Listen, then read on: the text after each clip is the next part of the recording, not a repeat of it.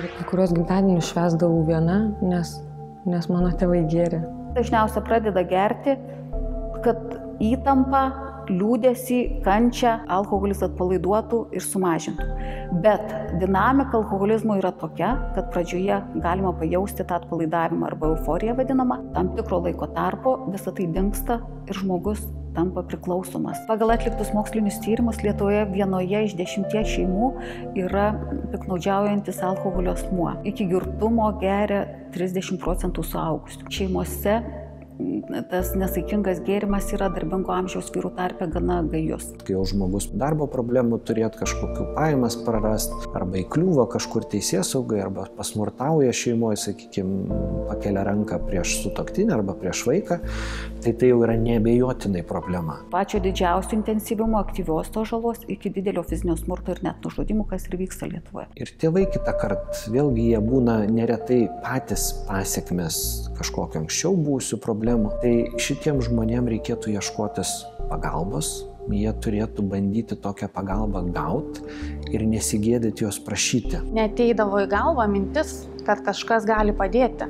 Atrodė, kad tai yra tavo problema, atrodė, kad tai yra mūsų šeimos problema, mūsų šeimos paslaptis. Kad tie vaikai, jie turi problemų ir tarsi tai yra jų problema. Niekieno, ne mokytojų, ne tėvų, pagalbos nėra ir tarsi tas vaikas, turėdamas problemų, pats turi susitvarkyti. Norėjau jaustis saugus.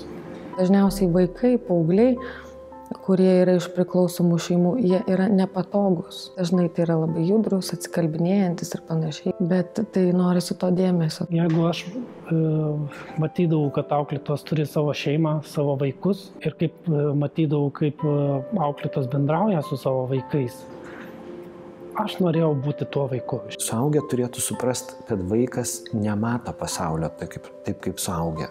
Ir jam neišeis paaiškinti, kad jeigu tu gersi, ten labai susirgsi kažkuom arba turėsi rimtų problemų, nes jisai jų neturi.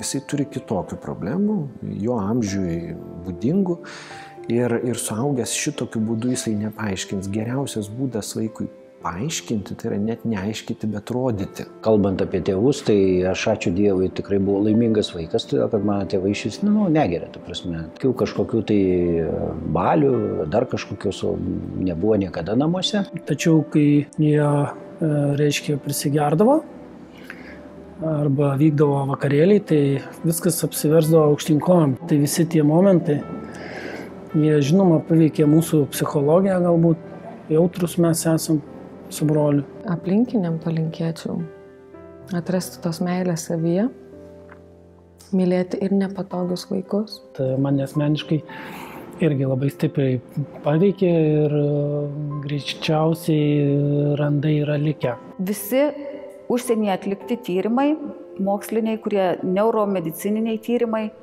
yra įrodę, kad alkoholis depresijos nesumažina, jisai ją pagilina. Ir aš kai pradėjau suvokti, kad man įtakoja kažkaip mano asmenybė pačią, mano gebėjimą gyventi, kurti, dirbti, dar kažką, aš tada labai rimtai pradėjau galvoti. Aišku, tas nevyko per vienus metus, tai tas viduje visą laiką jaučiau tą procesą, kad viskas, kažką reikia jau kažkaip baigti su visais tais tuo dalyku, nes čia yra, matai, kad tai yra sukasi tam pačiam rate. Tu gali viską. Tu gali išeiti iš tos aplinkos, tu gali kitaip gyventi, gali turėti visai kitokį supratimą apie daug ką. Tada aš vieną kartą savo tiesiog labai aiškiai pasakiau viskas. Tai aš tiesiog negersiu ir viskas. Ir dabar jau tai sėkmingai darau 11 metų.